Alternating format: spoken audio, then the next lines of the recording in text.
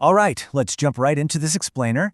Today, we're unpacking a truly fascinating story straight from the historical accounts of the Creth Empire's invasion of Earth.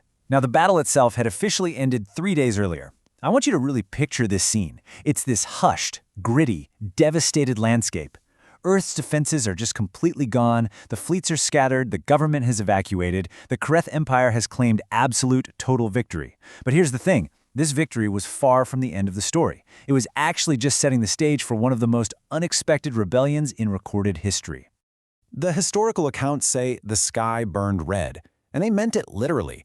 Smoke is still drifting across this ruined landscape, and entire city districts are just missing, completely obliterated by orbital strikes. So, technically speaking, the invasion was a massive success.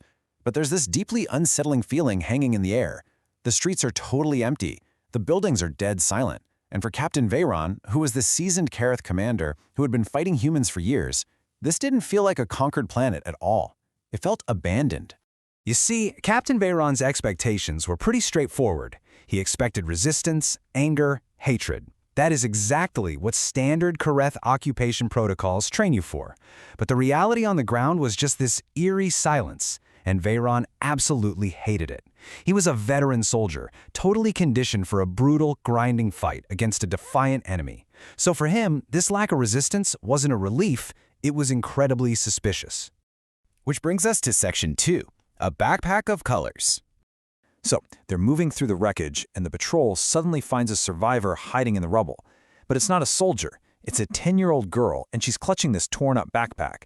Now, she's terrified, obviously, but she's also strangely calm, almost like she's already accepted whatever grim fate is coming for her. The tension instantly spikes. A Creth soldier immediately raises his weapon, coldly calling her a human survivor. But Captain Veyron actually steps in and stops him. He points out, she's literally just a child. The soldier just frowns and says she's human. Well, Veyron doesn't like that answer. He steps forward, looks down at this terrified kid, his translator kicks on, and he asks, "Where are your parents?" The girl just looks down, and she delivers this single, blunt word: dead. Now, war casualties were a daily reality for the Careth Empire. They saw it all the time. But hearing a child say it with such absolute, haunting acceptance, the entire patrol just froze. Even these hardened, veteran alien soldiers started shifting uncomfortably in their heavy armor. It actually broke right through their military conditioning, even if just for a second. So the captain sighs, and he asks her what she's carrying in the bag. She hugs it tighter and just whispers, "Mine." Highly suspicious, right? The soldiers demand she open it. Very slowly, she obeys. But there are no weapons, no contraband, just crayons. Literally hundreds of them. The patrol's just exchanging these totally baffled looks. The captain frowns and asks her, "Why on earth do you have these?" Her response? "They make people smile." I mean, think about it.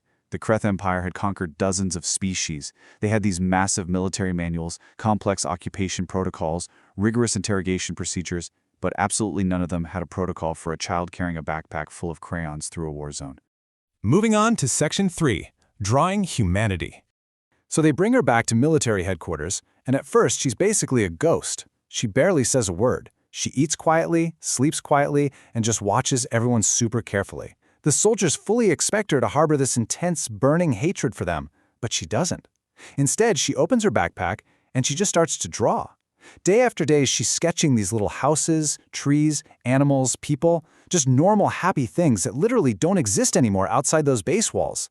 And the soldiers start secretly watching her. One day, a Corinth mechanic finds a drawing sitting on his workstation. It's a picture of him fixing a vehicle, and above his head she's written, "Thank you for helping people." Nobody had thanked this guy in years. And this creeping apathy just escalates. Soldiers start secretly keeping her drawings, protecting them, hanging them up in their quarters. Because she's drawing them not as conquerors, but as regular people, sharing food and helping injured civilians. Before long, the entire military base is practically covered in her colorful, hopeful art. Now, Captain Veyron pretends he doesn't notice this whole transformation happening around him, until one morning, he walks right into his office and finds a drawing sitting squarely on his desk. It's a picture of him standing right beside the child, and in the drawing, they're both smiling. But written at the very bottom are these 4 confusing words. "Thank you for stopping." The captain just stares at it.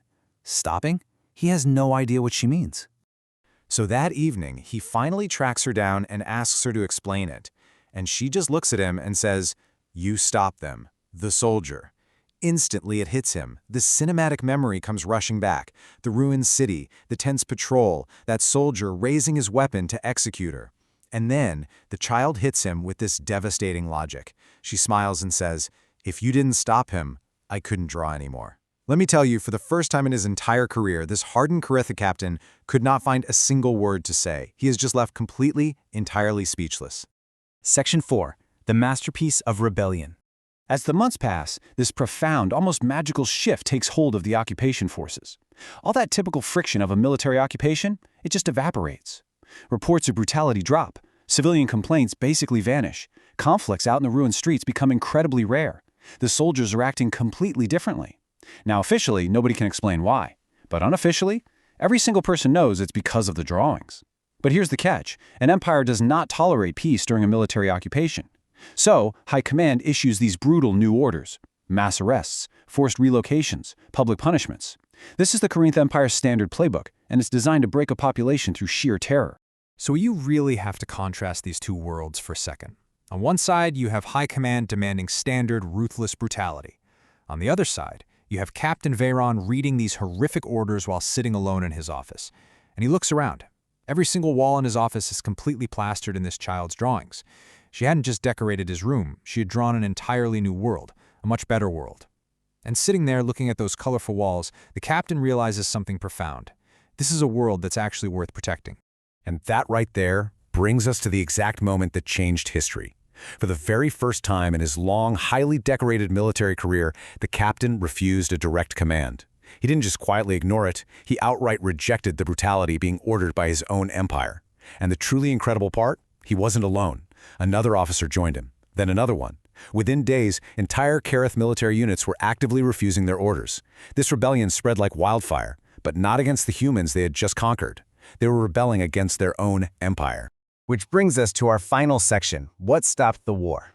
Following all of this, military historians spent literally decades analyzing the Carith-human conflict. They pored over all of the fleet movements, the politics, the grand military strategies, and they completely missed the actual catalyst for peace.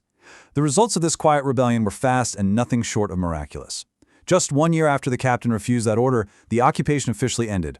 2 years later, the entire war between the species was over. And 5 years later, the Carith Empire signed historic peace agreements with humanity.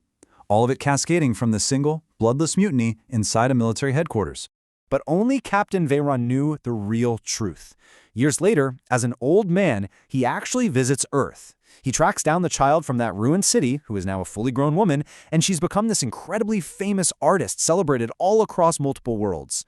They sit together quietly in this era of lasting peace, and finally, the aging captain turns to her and asks this haunting question that has been echoing in his mind for decades. How did you do it? How did you stop a war? The woman just laughs softly and says, "I didn't." When the captain insists that she did, she shakes her head and points over to one of her massive paintings. It shows dozens of different alien species just standing together. There are no weapons, no armies, just people. She turns back to the old captain, smiles, and says, "I just reminded everyone what they already were."